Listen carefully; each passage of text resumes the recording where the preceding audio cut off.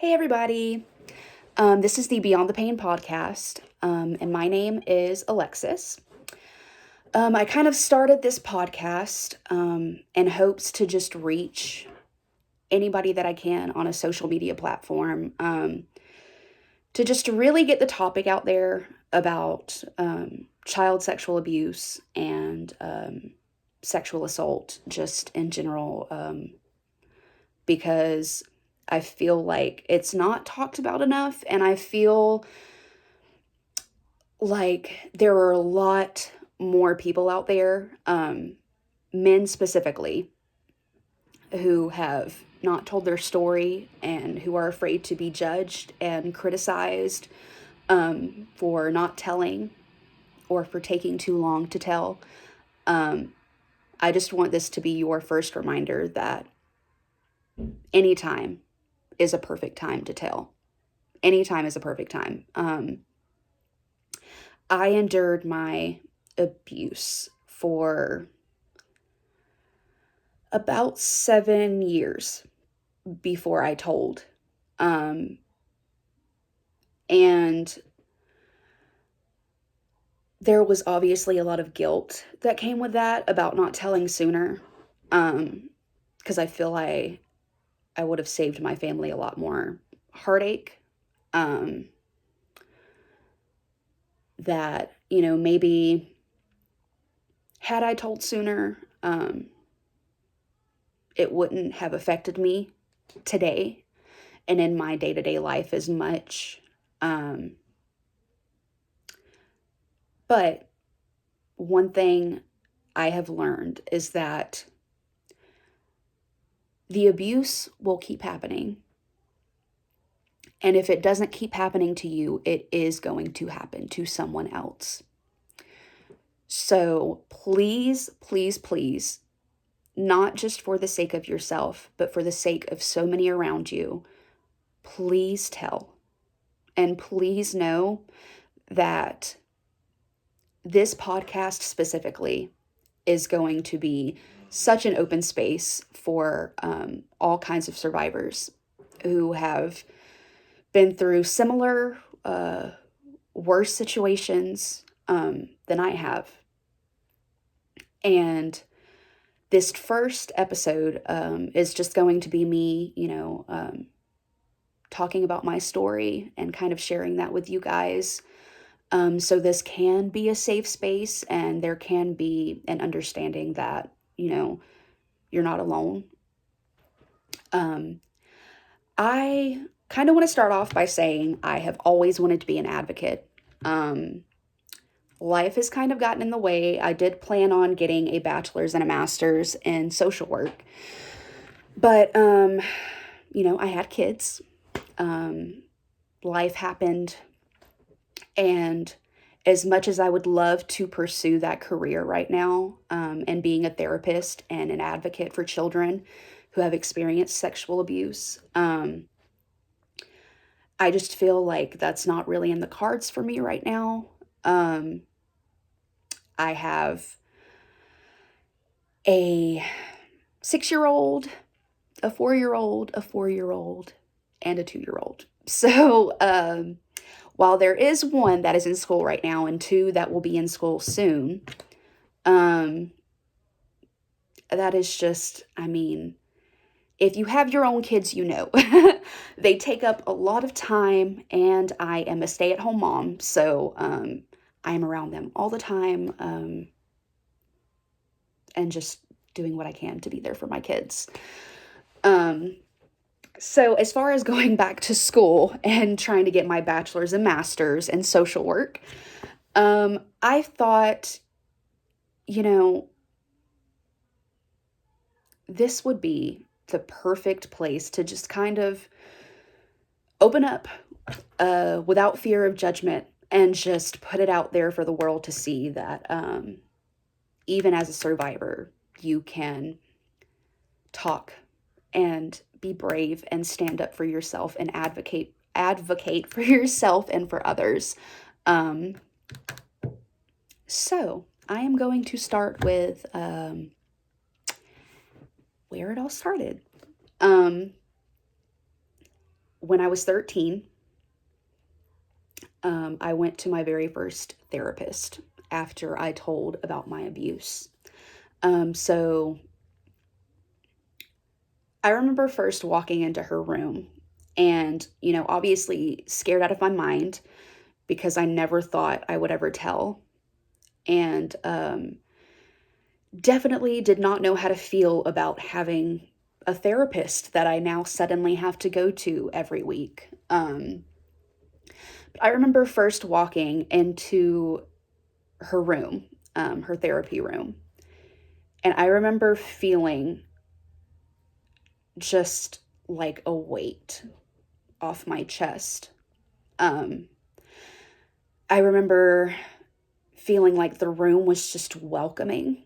Um, as soon as you walked in, you didn't feel like you were alone. You immediately are,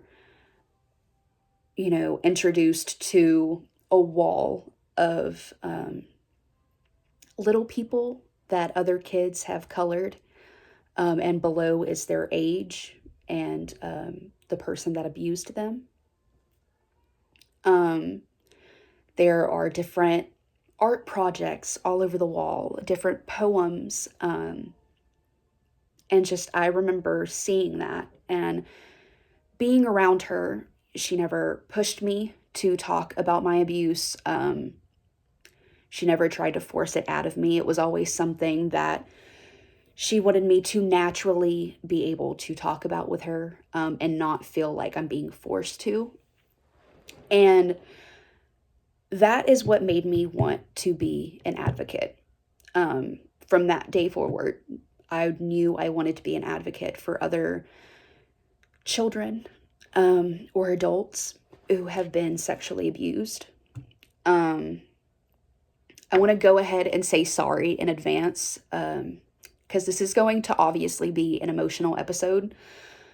And it's never easy to talk about trauma, especially if you have severe PTSD or CPTSD like me. I will go ahead and warn that I might get shaky. I might start crying. I don't know exactly how this is going to go because I've never just opened my story up to the whole world.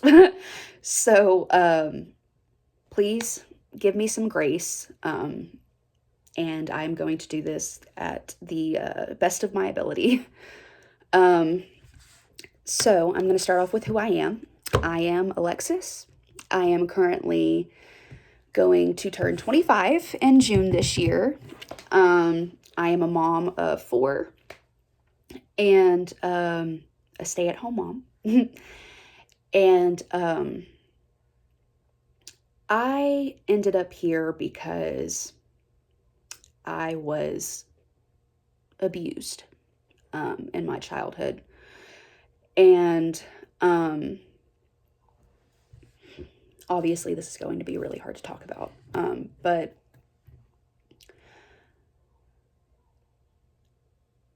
everyone who is close to me knows that my main abuser is currently in prison right now and is supposed to be there for the rest of his life. But one thing I've not talked to a lot of my family about and a lot of my friends about is the fact that he was not the only one, unfortunately. And my abuse started at 5 years old. It didn't start when my main abuser started abusing me. It started before him. And one thing I wanted to mention, to just kind of lay into perspective of how my life looked before the abuse. I had a great family. I had a papa who loved me dearly. I had a nana who loved me dearly. And I had a mom who supported me in every possible way she could, worked her butt off to support me and my brother, and give us everything we could possibly need. And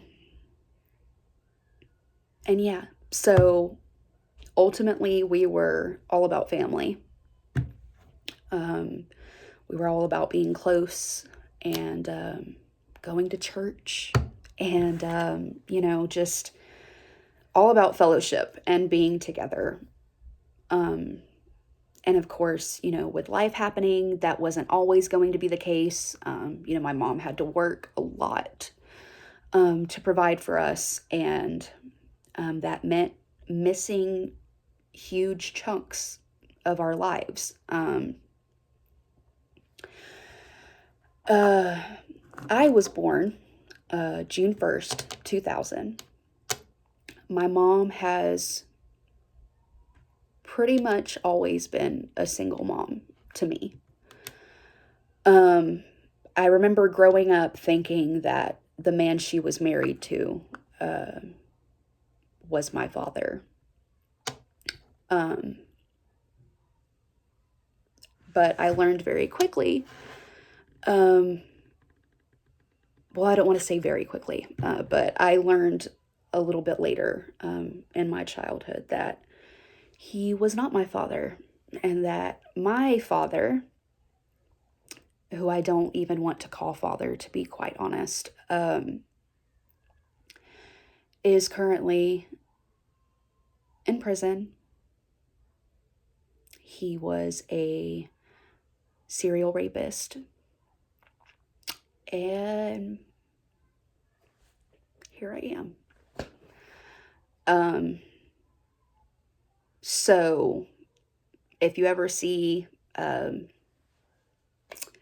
me making those dad jokes, please know that I have every right to make the dad jokes. Because as you can see, my situation is a little unique, and I have every reason to, I know hate is a strong word, but I'm going to say hate the man who is supposed to be my father.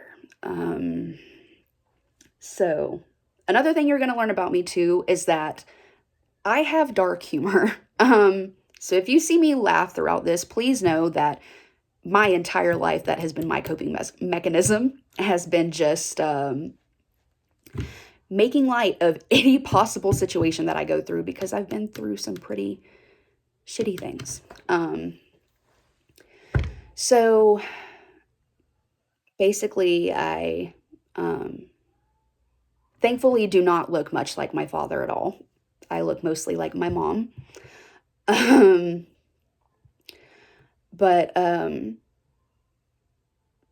So I did have a good childhood up until the first encounter of abuse happened. And I was loved by so many, because my papa was a preacher.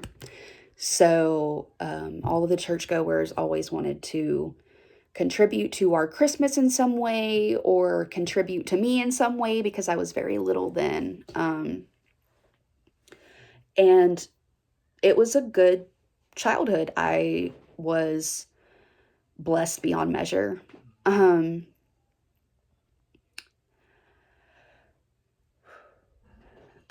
then my mom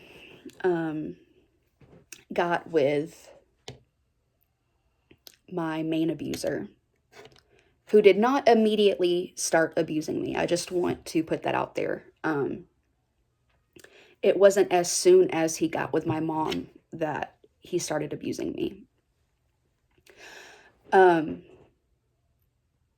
But my mom got with him. They were in a relationship, and my mom was at a point of, she wanted freedom. She just wanted to go out and have a taste of life and a taste of something new, because she was still very much young. She had me right before she turned 19. So, I feel it's something we all experience. You experience a type of love blindness almost when you get into your first real adult relationship. Um, and he was hers. Um, and so we moved from Panama City, Florida, to South Carolina. And I was about 5 at this time. Um, 5 turning 6 because I was going into the first grade. Um, and this was my first encounter of abuse, was at 5. And as much as I wish that I could remember the guy's face, um, the only thing that I can collect from my memory at that time was that he was tall, and that he had dark hair, and he was a bit younger. Um, so like not in his 30s or above that, probably in his 20s or maybe teen-ish, like 17, 18. I don't remember his name. All I remember is that we were staying with somebody in South Carolina. And there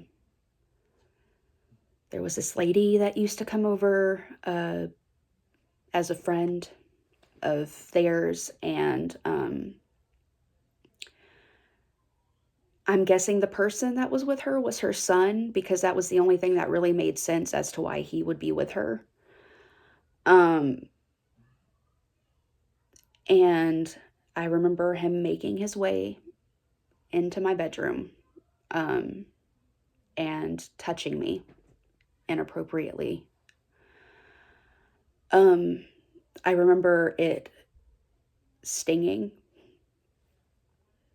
I remember wondering why he was all on me like that.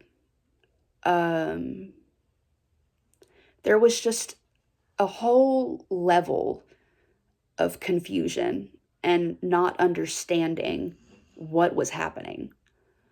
And I remember staring at this photo frame in my room. It was this like pinkish, purplish, with little stones all around it, picture of my Nana and my Papa. And that is what I would stare at. I never told about that because I was 5. I didn't understand what was happening. And as a kid, when you don't understand what's happening,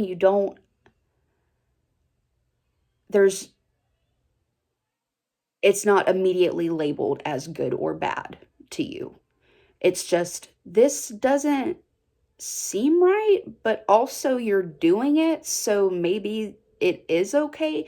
Because as a kid, there's just so much of this innocence of the world around you, and almost a delusion in a way that everyone around you is good and nobody's going to bring harm to you, and they're adults, they're supposed to be safe.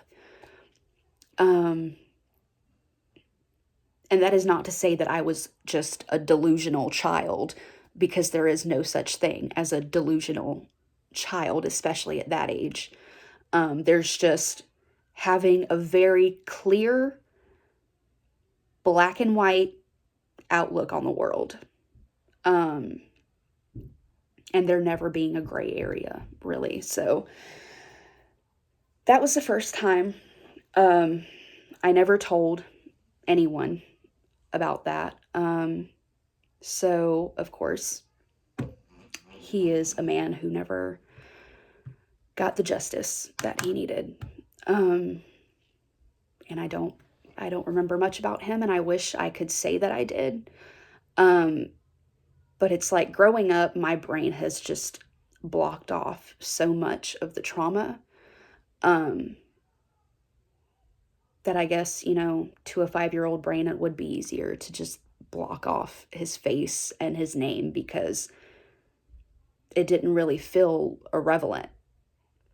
Um, so, now, that was when I was 5. We obviously did not stay in South Carolina for very long. We ended up moving back to Florida to be around my Nana and Papa. I remember staying with them for like a brief amount of time when I was in elementary school and we first got down there because, my mom had to find work. And the man she was with, my main abuser, her and him were basically just staying at different people's houses, and I was staying with my Nana and Papa, so I always had a roof over my head, and she knew that they would make sure I was good always. And so those were basically the non-traumatizing short, like brief years of my life, being in elementary school. And then when my brother was born, yes, my mom and my abuser had a child together, and he is my brother today.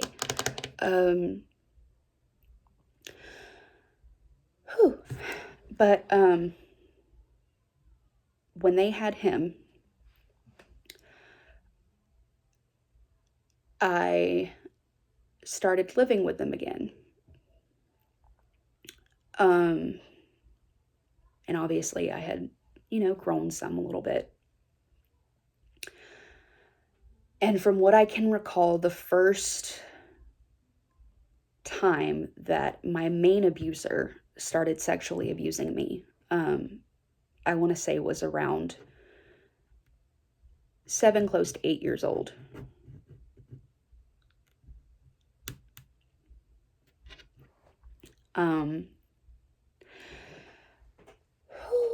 Sorry guys, just taking a second. But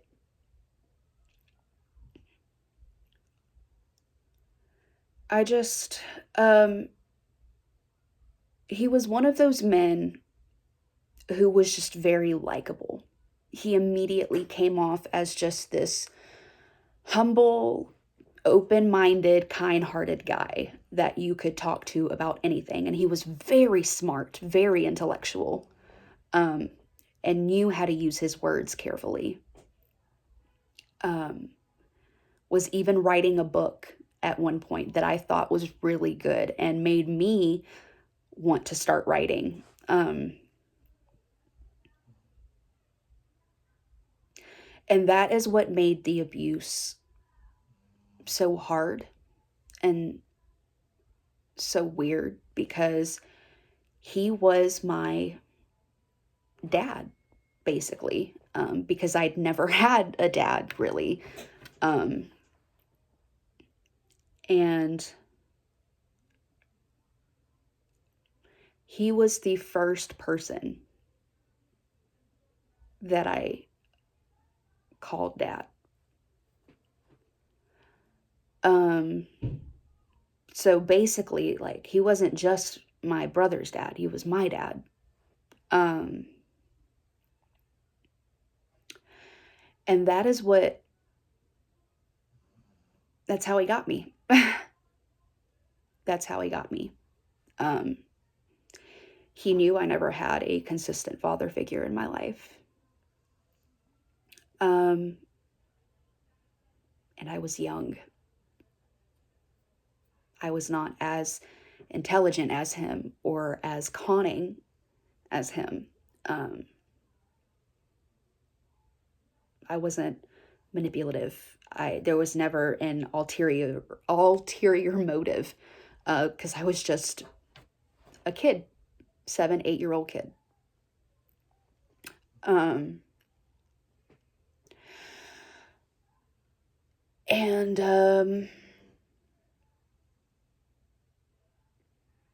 I remember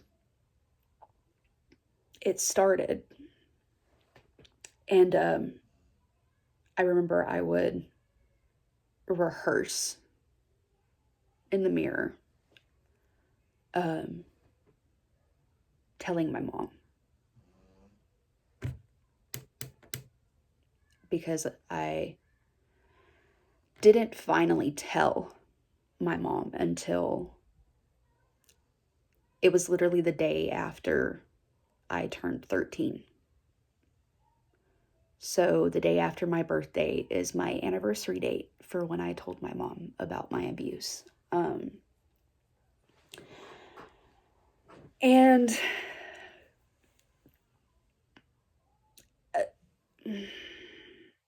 I'm sorry if this story is kind of just like all over the place. I'm trying to like create a timeline for you, but one thing about trauma is that you'll be in the middle of thinking about something and then bam, something else has like popped up out of nowhere and you're like, "Oh, forgot about that." Um so I'm sorry for the pauses and the having to rewire my brain and get my thoughts in order so I can word vomit it to you. So basically what I was saying is he was very, he just put on this mask, but it was a mask that you could be 110% convinced that that is exactly the type of man he was. He was so good at playing the part, um, so good at making people believe that he genuinely was a kind-hearted person who just wanted to do good for people. Um,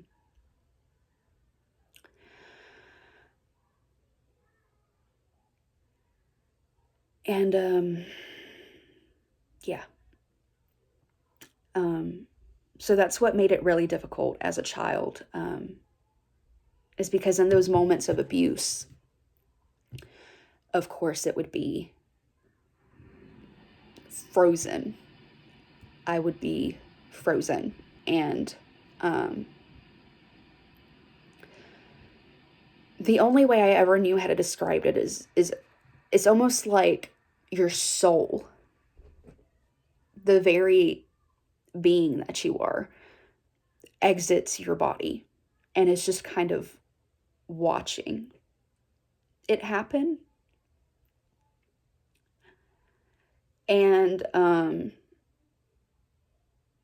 then when the abuse is not occurring and he's just dad to me, I loved him and I wanted to be around him and I wanted to learn from him and be intelligent like him.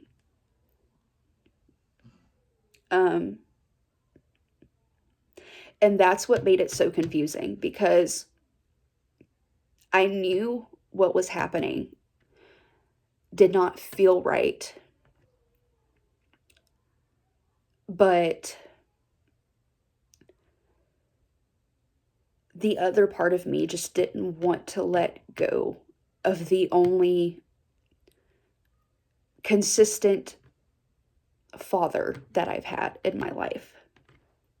And I didn't want to put my brother through the same thing that I had been through of just not having a dad. Um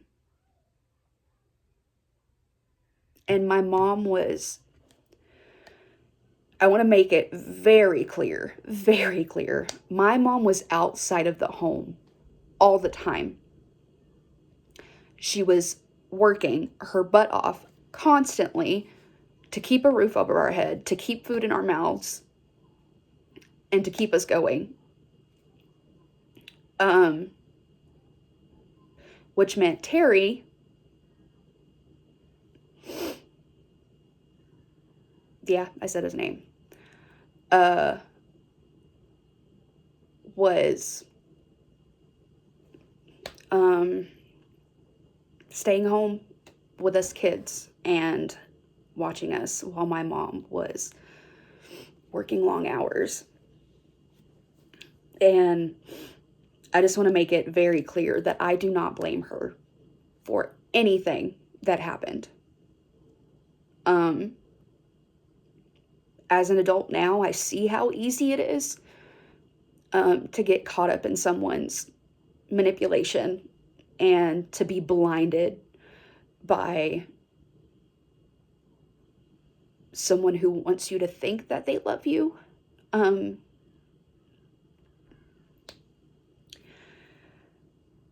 I don't blame her. I don't.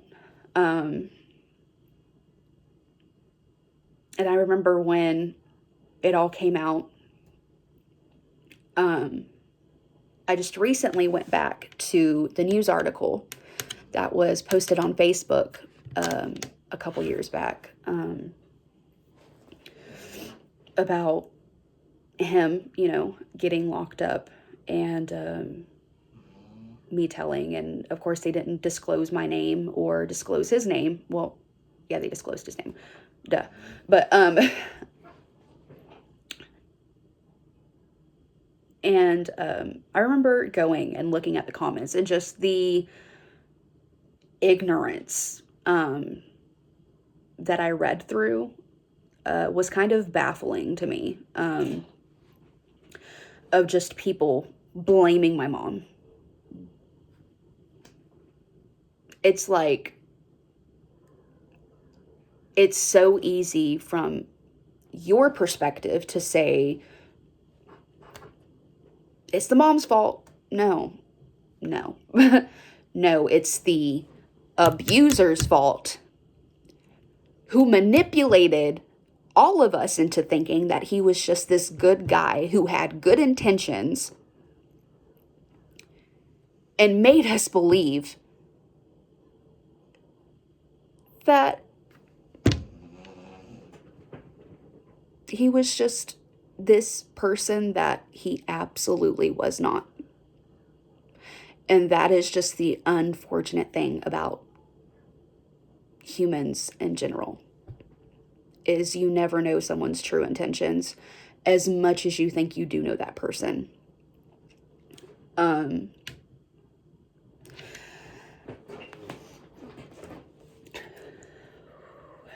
Sorry, guys.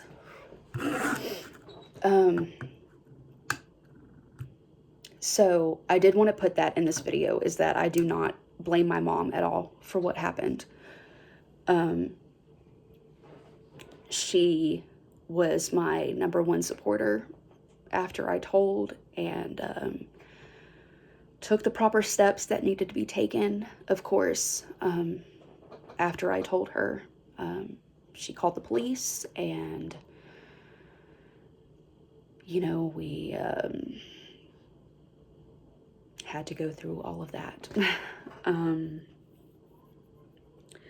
But another thing I kind of wanted to go over was how abuse completely changes your mental health. Especially prolonged abuse throughout your childhood. No one talks about how you completely lose sight of the good in the world, and you become so focused in on the bad. It's like this veil of depression just kind of covers you. And that is where I learned to mask at a very young age. Because of course I didn't need my mom thinking something was wrong. I didn't need my papa or anybody else in my family thinking something was wrong. Because he made it clear that it was our secret and that no one better find out, because the type of relationship we have is normal. this is what this man said to me, the type of relationship we have is normal, but it's not accepted by most people. I think I was like 11. No, I think I was 12 when he told me that, actually. Like a little bit before my birthday party. For when I turned 13, I think is when he told me that our relationship was normal. Him, a 42-year-old man, thought being in a relationship with a 12-year-old who's also supposed to be your daughter, that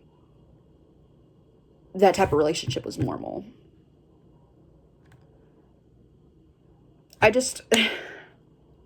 I wish so much that a lot of these dots would have been connected when I was a kid.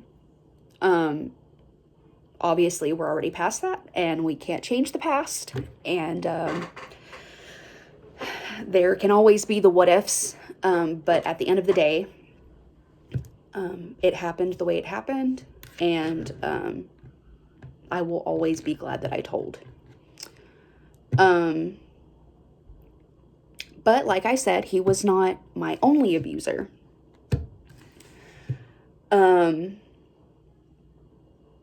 I remember meeting, different parts of the family. And I'm not going to say names because this is also something I've not talked really to anyone about. And that actually took a little bit of having a breakthrough with a therapist for me to understand that none of what happened was my fault. But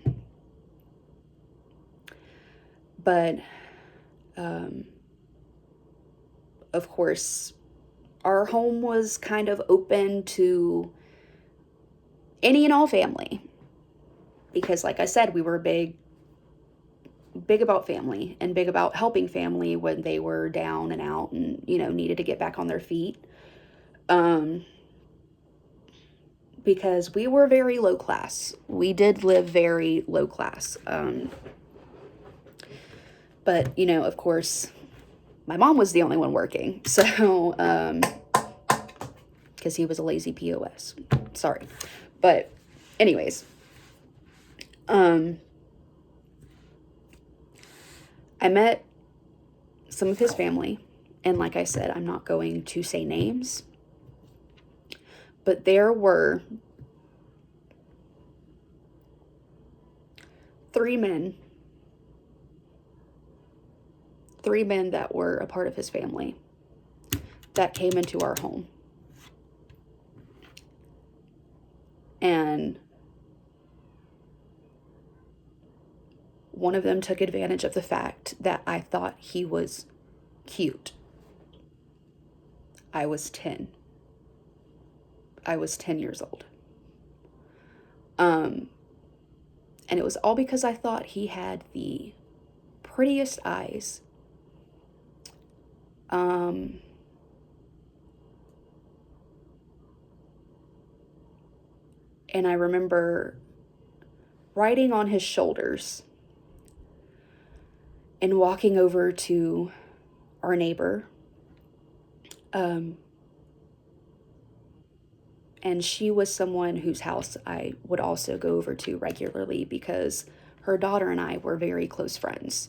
And we always played with each other in the neighborhood. So I remember going over there because I wanted to see if my friend was over there.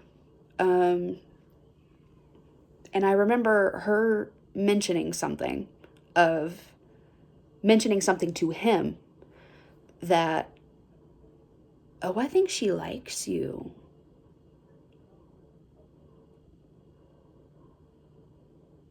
And that was all it took.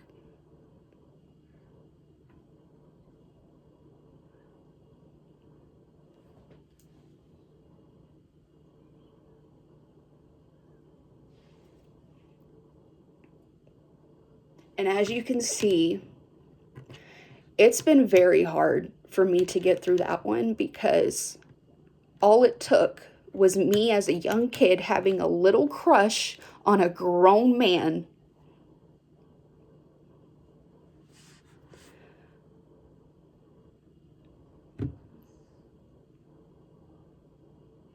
And that night, he touched me and tried kissing on me, which I let happen.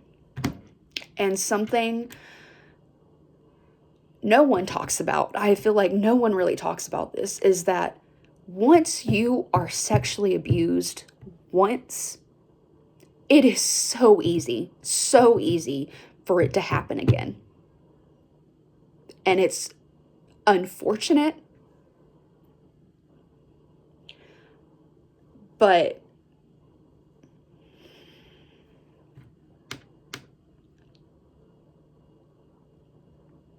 it happened the time I was 5 from a different man.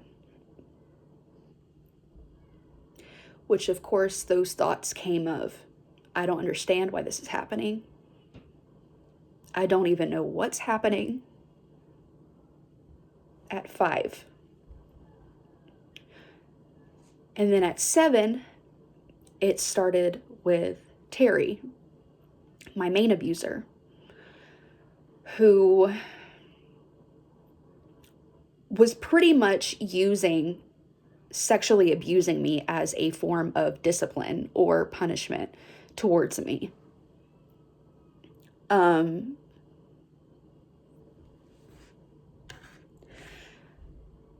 So with him, it just kept happening until I was 13 and finally told.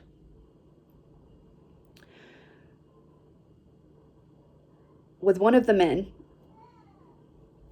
in his family, when I was 10,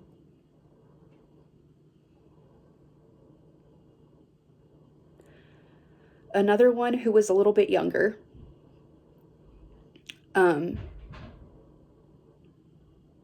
and who I thought, it's not that bad because he wasn't a legal adult yet.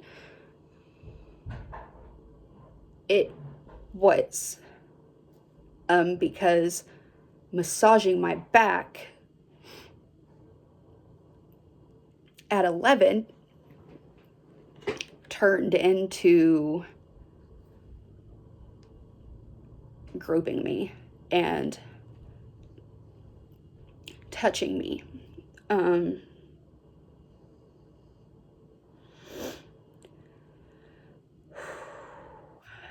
then the very last person was probably the hardest for me to convince myself that it wasn't my fault.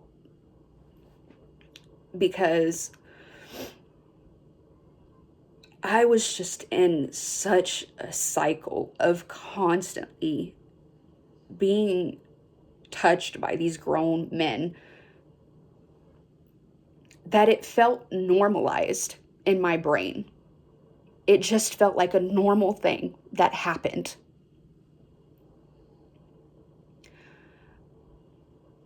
And obviously it wasn't.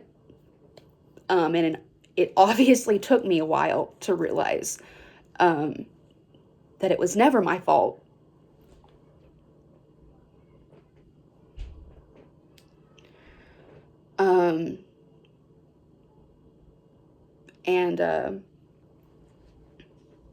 Yeah, the last person was around the time of my birthday. And when I was about to tell about my main abuser, Terry, to my mom, this family member had been staying with us for a little bit. We were sleeping in a tent. So he was sleeping in this big family tent with us.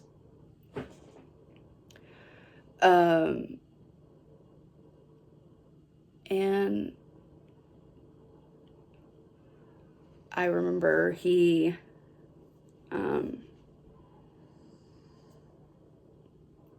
I thought he was attractive at 12. And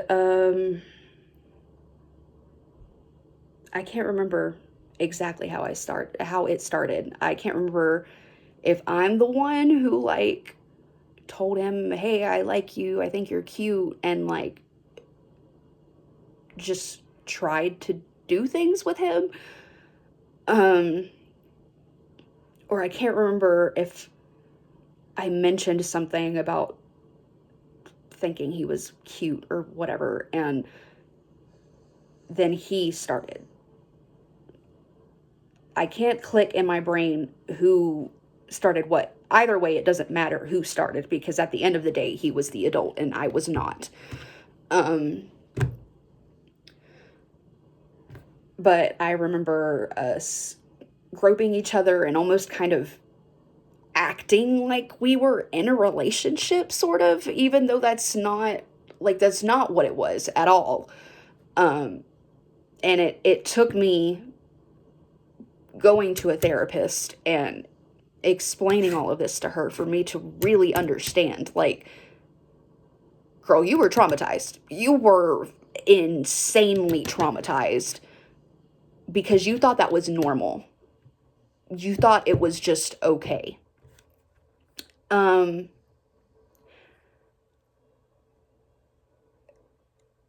in a way, I kind of did up until I was an adult, unfortunately. Just thought appeasing a man sexually was the way to keep them in your life. And it didn't matter who it was.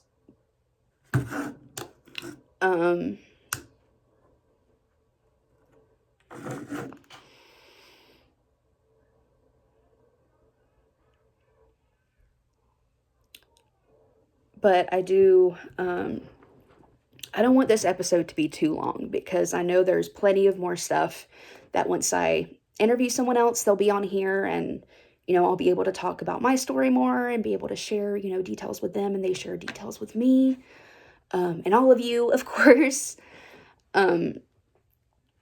But,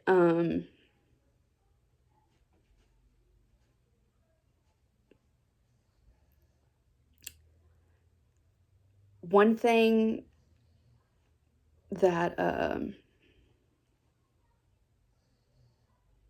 I do want to say is that it took me a long time to get where I am now, to realize that nothing I went through was my fault. That was all on the adult that had a developing brain, or hold up, that had a developed brain, sorry. And I was just a kid. I was a kid who had an understanding of what sex was, but didn't quite understand, if you get what I'm saying. I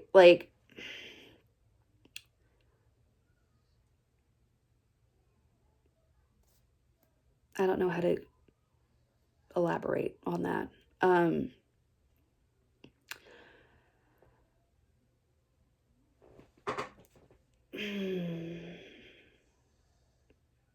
don't know. But sorry. I have ADHD. I just want to go ahead and put that out there for everybody. I have ADHD. So if you see me kind of like dazing off or focusing in on something else, or it's taking me forever to get out what I'm trying to say, it is because I have ADHD. So I am sorry in advance, guys. This is part of it. This is part of the having trauma. Is all the mental illnesses that come with it. But so another thing I want to talk about, how I told. And the reason, oh my God, the reason. I told my mom about my main abuser when I was 13. It was June 2nd, which is the day after my birthday. And it was a Sunday. And I remember that because, like I said, we were living in a tent. And my Nana and Papa had this little trailer that they stayed in. And they stayed in the trailer and we stayed in the tent. We were a family of 4. And I remember that day because my Nana and my Papa were at church. And Terry had finally found a job. And had started working. So my mom was there with us, spending the day with me and my brother. And I remember calling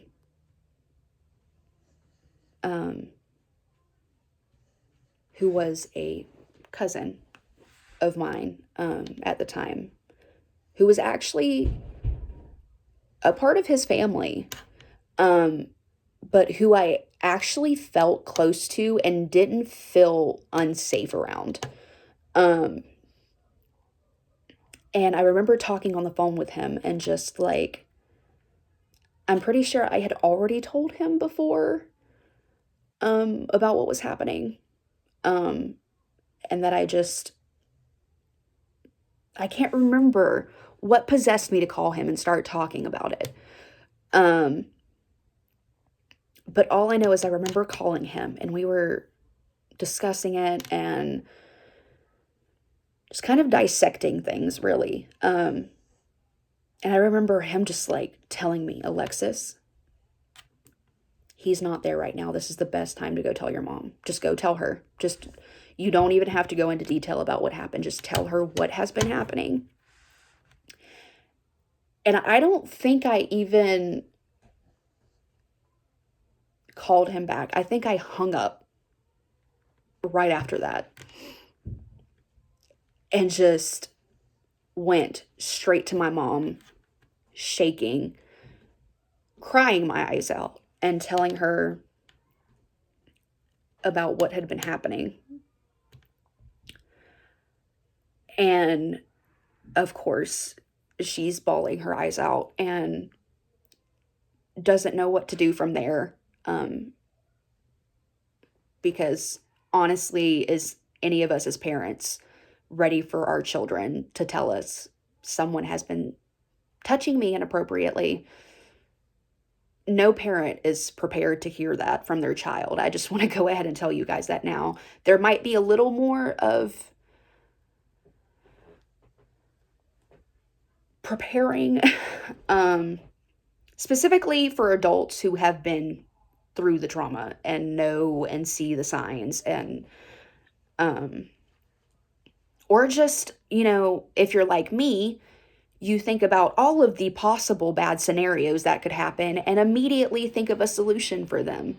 So that way, if that thing happens, you know exactly what to do in that moment. Yeah, we call that anxiety. But I remember after that, we were immediately taken to the police station. And I remember after doing my lie detector test, which I passed, after talking to the police officers and just trying to figure out what the next step was, I remember their next step was to take me to the Gulf Coast Children's Advocacy Center in Panama City.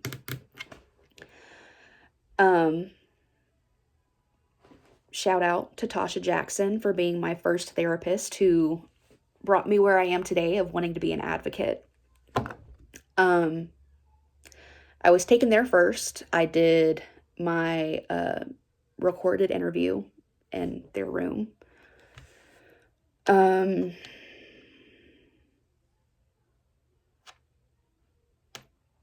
And I remember meeting my therapist for the first time, and they, said, you're going to be seeing this person for once a week, every week. And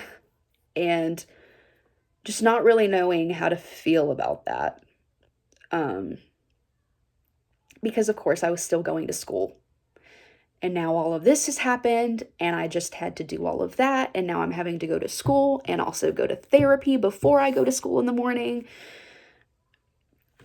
And it was just, I was really struggling with my own identity. I had gotten so sucked up into this weird ideal that the only love I was ever going to need and that I had to find was from a man, or in my case, in, like middle school relationships, a boy. And that's all I chased. It was like I went from having a little bit of a childhood and just being able to enjoy being a kid to now I have this trauma in my life that I don't know what to do with because I'm still a kid. Then to now I have a sibling and a dad because now they're married, and I'm not staying with my nana and papa anymore, and I'm having to go through trauma again, but for a prolonged amount of time because this person is my stepdad and is always around. And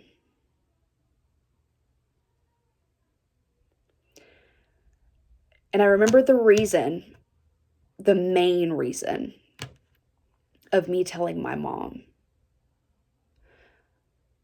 was that he told me that it was going to escalate from just touching and oral to he was going to show me how a real man does it. And I think you can read between the lines of what that meant. That meant penetration. He planned on taking my virginity at 14.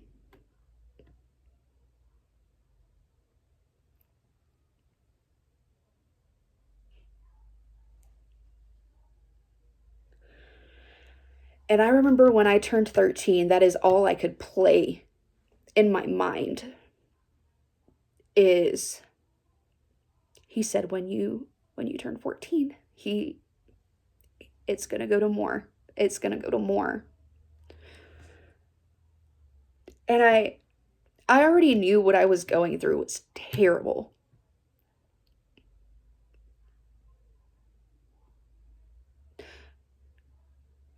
But knowing that something that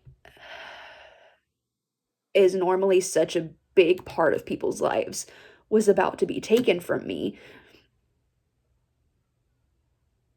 just didn't sit right. And it scared me even more than just him touching me did. And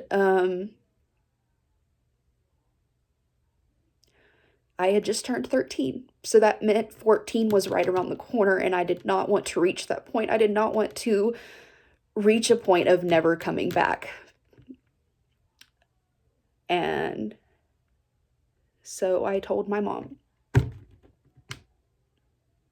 And I really struggled with depression. I was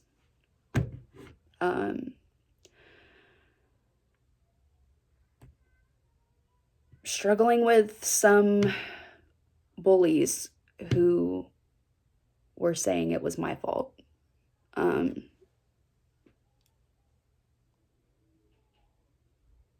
Even a family member saying if my mom doesn't keep a close eye on me, I might end up pregnant at a young age, right after just telling about being sexually assaulted. Um, it was a very hard time. Um, I really struggled as a teenager.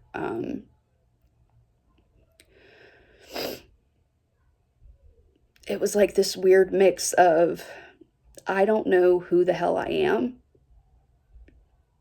and striving to just be this perfect child who made perfect grades and who kept it together and was there for her family and was the backbone for her family.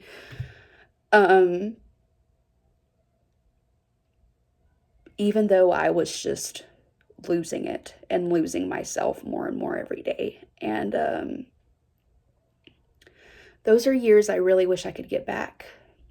They're years I wish I could have just gotten over the ego of being a teenager and just went to therapy. Um, because all I did throughout my teenage years was search for love in all the wrong places. The only way I knew how to show love to my partners was by completely exposing myself and giving them exactly what they wanted. I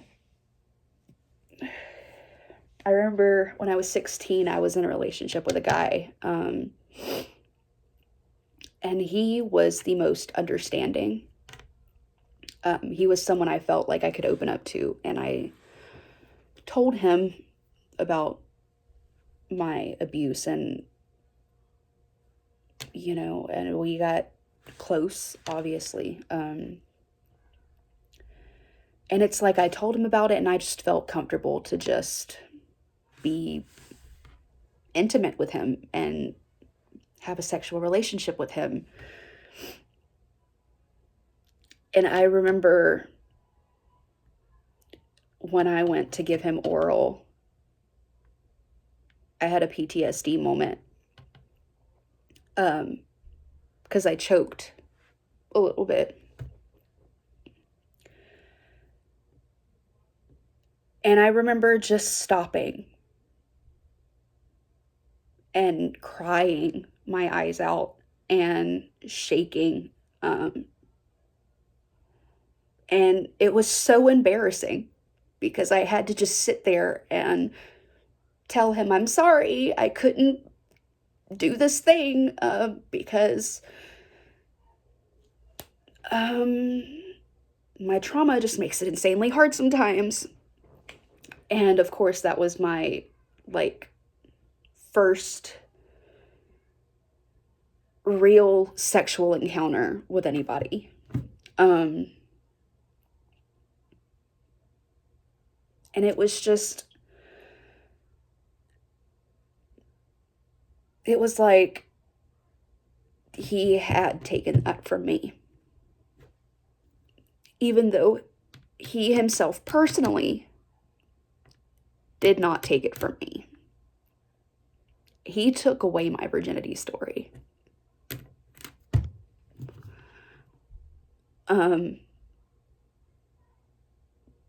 Because there was just so much that happened and so many things that came to being in a sexual relationship that would take me back to the abuse.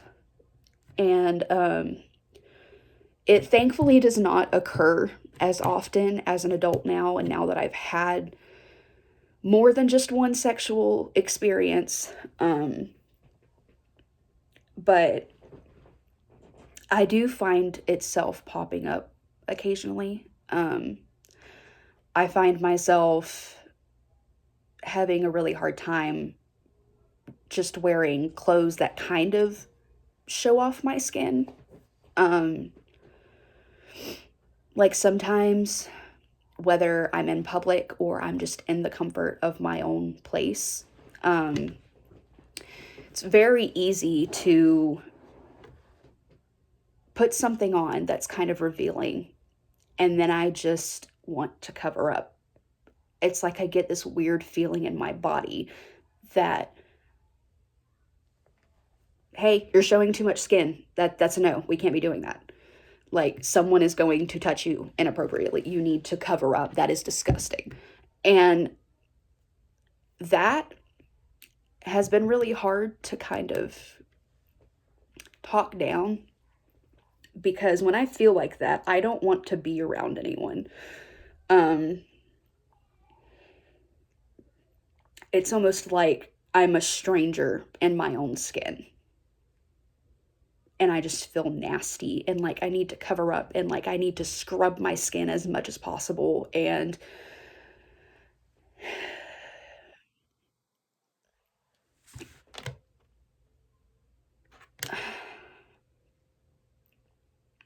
I don't know exactly where I was going with that, but I guess mostly to just kind of explain, like, if you still feel it come up every once in a while, whether your PTSD flares up or whatever it may be, I just want you to know that it is completely okay, and that you are not alone, and that I completely understand, and have a really hard time getting through it myself. So I get how hard it can be, living as an adult with childhood sexual trauma. It's not been easy.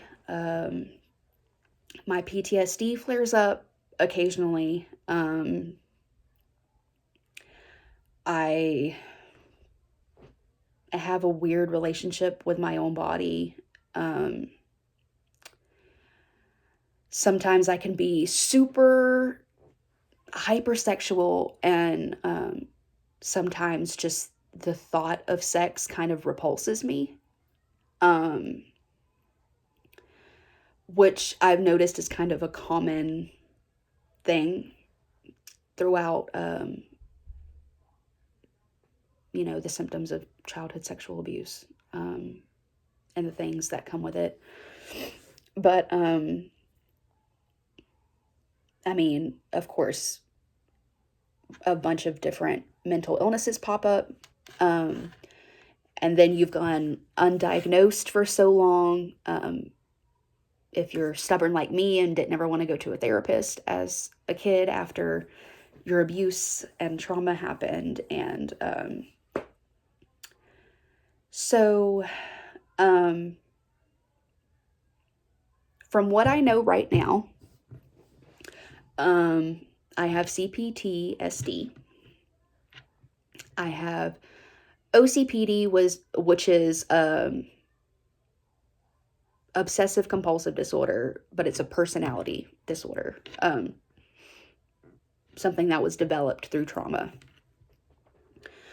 I have anxiety, depression, ADHD. Kind of think I'm on the spectrum just a little bit, but that is a different discussion for a different time.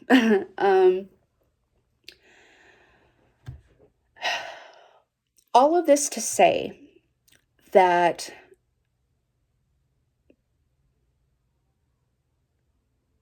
someone could hear that story, right, and think, how in the world is she still going? How is she still living her life? And how is she being a mom to her kids? And I just want to say that is where the work comes in. And I know one thing that has always built up a rage inside of me is the fact that we did not cause this trauma to ourselves, and yet we are the ones having to pick up the pieces and put in the work for something that completely destroyed our lives, but wasn't our fault. And that is the hardest part to get through, I think, is just that rage and just anger at the world, really, for having to go through something so traumatic like that and for such a long period of time that now I just have to live after that. I just have to keep going and learn to be a normal person and learn to be a good person. Because, of course, you have, the survivors that learn from it and who do the work and go to therapy and learn coping mechanisms and stuff like that. And then you have the ones who don't, unfortunately. Whether it's just they did not have enough support, they weren't believed when they told about their abuse, or they just had a really lot of bad experiences with telling people that, I don't know, but there is the unfortunate cases where people don't get the help they need and they unfortunately take the same path. And it's sad, and it's just adding more generational trauma, and making matters worse instead of, trying to help the situation and be better people and learn and grow and try to just survive on this rotating rock that we all live on. I want you all to know that, first of all, this was extremely hard for me. I'm not a person that likes to video herself. But I figured, that is a fear that we can just get through. And I truly feel like it would be nice to bring other people on here. And of course, when I get like some microphones and like a ring light and we can be a little more set up, I do plan on interviewing more people who have been through sexual abuse in some manner. Whether they want to share their whole story or they just want to share their experience after, and their emotions and how they're navigating through life now as a survivor, whatever it may be. But I do plan on bringing some people on here, and I have already had some people say that they would like to participate and share their story, which makes me really happy because this is something I have really wanted to do and something I'm incredibly passionate about. And I feel like it would also just be a really nice platform for anyone, really, to just be open about their human experience, because so many of us mask. So many of us try to be these people that we actually are not. And I just want to say that this is a safe space and that